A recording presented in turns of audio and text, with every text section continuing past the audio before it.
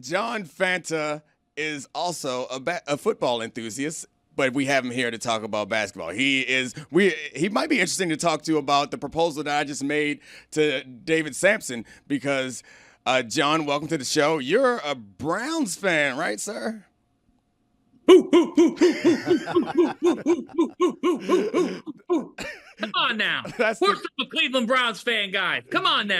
I'm waiting on my next quarterback here. I got the number 2 pick in the draft. Now, I don't know what we're going to do. I don't think Cam Ward's not going to be on the table for me, but hope springs eternal. Do you want? Are you one who wants Shador, or would you rather go ahead and get Abdul Carter, or or Travis Hunter is a possibility there also? So you know what, guys? My belief system is always this: if you don't have it right at QB1, what does it really matter? But by the same token, at the number 2 pick, to me, Abdul Carter is such an overwhelmingly talented player that it's hard for me to pass him by. Right. When at number 2, there are real questions then about the value of Shador in that slot in the draft. I'm sorry. No, if they go and get him, I'm good with it, guys, because I got to get that position right. And let's face it, I'm not saying that he is just, but a year ago we didn't have Jaden Daniels doing what he's doing. Yeah. And you can go right down the line of other cases in the National Football League. So I'm good with either route. I really am. All right. Speaking of overwhelmingly talented, right now we of all 1 seeds, all chalk in the Final Four, and it's not just that they're 1 seeds. I think they're 4 of the top 10 Ken Palm teams ever in these Final Fours. Like, how excited are we? Are you one of these guys who wishes we had one Cinderella in here, or are you super excited about the overwhelming amount of talent and great coaching that we have in this year's tournament? You know what, Dominic? My thing is, like, when I look at this lineup of teams, this is historic because the last time that we had it happen was 2008, and that's the only other time it's occurred. Right. That being Memphis, Carolina, UCLA, and Kansas. Think about this. These 4 teams have a higher efficiency rating than 21 of the last 22 national champions. Wow. So I want to see the Clash of the Titans. I want to see the best teams play each other. And it's going to be fascinating to see this weekend in San Antonio, where you have Duke, the most efficient offensive team in the country, against Houston, the best defensive team in the country.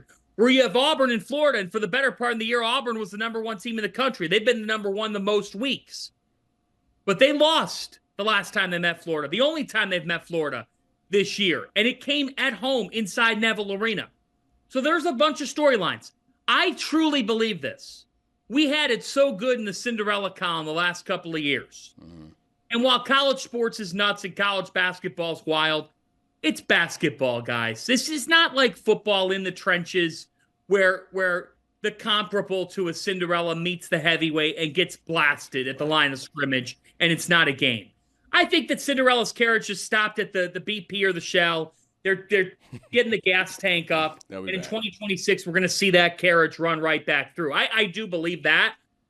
But let's not deny that sometimes when Cinderella has made it this deep in the dance, at some point, they even turn back into a pumpkin in the tournament. Yeah. These 4 teams make for quite the weekend in San Ann.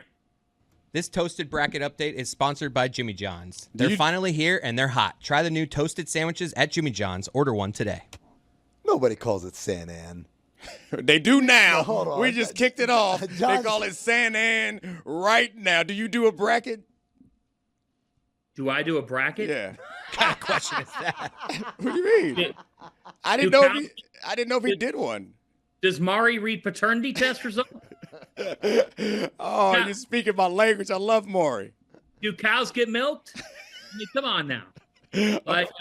How did you do this year? I guess that's more a better question. How did your bracket turn out this year? Well, I had 3 of the Final 4. So I wasn't going to go chalk. I thought I did think it was funny that the people who did and everybody ripped them on selections.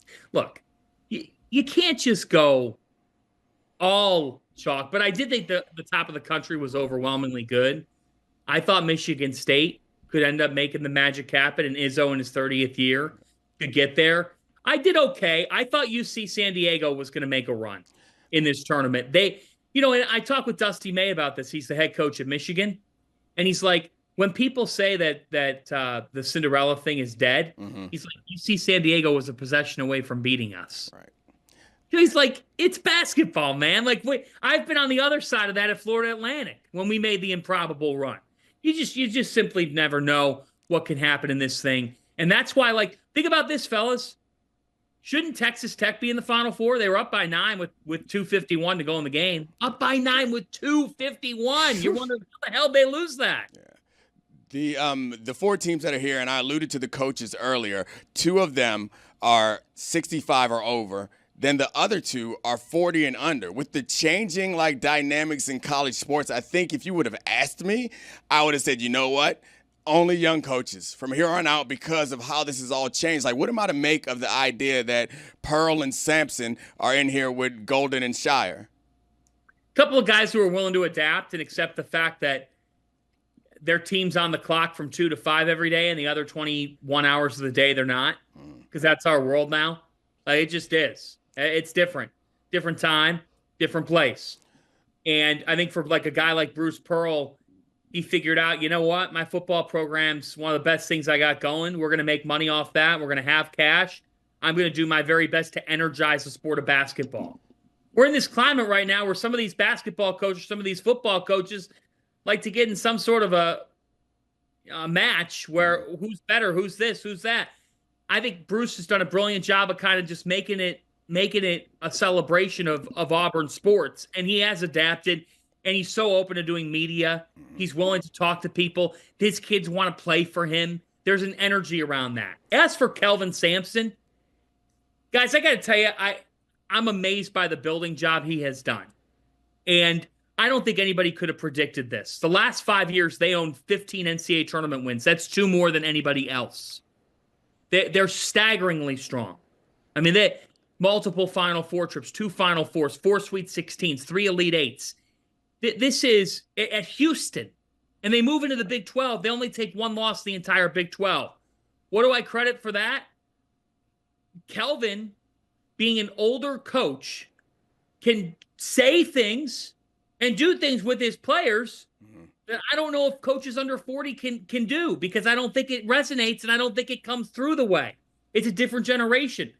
But it is interesting in college basketball where a Tom Izzo, a Rick Pitino, a Kelvin Sampson can do and say things that maybe the Todd Golden, right, can't, or John Shire aren't saying in their practices. But also there are many coaches who have quit because I think they thought that message would get lost in today's times. And really the older generation, still certain guys are still able to do it. So it is a fascinating dichotomy. But I do think, fellas, we're in a world where we're going to continue to see the younger coaches step up and thrive because they want to be in this pro model, relate to the kids model. John, that's really fascinating because, as you mentioned toward the end of your answer there, most older generation guys say, I can't coach them, I can't talk to these kids. I mean, I talk to coaches and even NBA veteran players and say, man, if you talk to them the way you used to talk to us, like you lose the kid forever. So what is it about Kelvin Sampson, about Coach Izzo, about Coach Pearl, that they're still able to keep that old school style about them? They recruit the families. They recruit the families. They tell the parents, here's what you're in for. I know you got a hard out. So lightning round coming up real quick. Okay. You ready? Great question, though. It's a great question. Yeah. I can give you I'll add an extra minute because you two have been fantastic. Oh, yeah. Okay. I appreciate it. We got an extra minute, guys. Woo! Don't waste it. Go. All right, here we go. So who is the team, if you're parachuting into this tournament and you're watching the Final Four, who is the fan favorite? Who should we be rooting for, and why is it Kelvin Sampson? It's Kelvin Sampson because he's never won a national championship. Right. I think when you haven't won a title, we're in this world where, like, you have to back up your success with a ring. And it's like, well, it's 6 one-game tournaments, not 1 6-game. You got to win 6 games in a row. He's preached his culture of toughness. People have given him flack at times for being limited offensively. it'd be an amazing story. I think it's his best chance to get that elusive title. What am I to make of this new tournament, the Crown? Like, there's a whole nother basketball tournament. Crown is yours? Is there something? Is that something that college basketball appreciates and appreciates and respects already? Well, I think that it's an interesting tournament because it's coming during a week when a lot of people are still starving for basketball, and they're also starving to get in on the action, if you will, watch these games and check out exactly. So I think in that respect, it's got some upside there. You get a game like Villanova USC is a quarterfinal game in this tournament. Just going to be real with you guys. That's better than any game that we've had in the NIT from the brand perspective. So I think for them, between the games, between some of the star players, they're giving out NIL money. I think that NIL is only going to rise up, which is everything in college hoops. I think it's going to have staying power, and it's in Vegas. The broader than the tournament, we know about the NIL and the revenue sharing plan coming forward. The most recent articles that I've read suggest that the Big East is going to become a basketball power because of the disproportionate amount of money that they'll be able to spend on their basketball programs because they don't have to support football programs.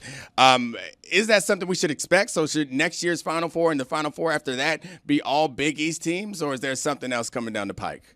Yeah, that's crazy. That's crazy talking. To me, it's SEC, ACC, and Big Ten coaches expressing and Big 12 coaches expressing this heavy concern because Big East programs are going to be able to dedicate more money from rev sharing. Okay, I'm sorry. SEC coaches have never made under-the-table deals? Yeah.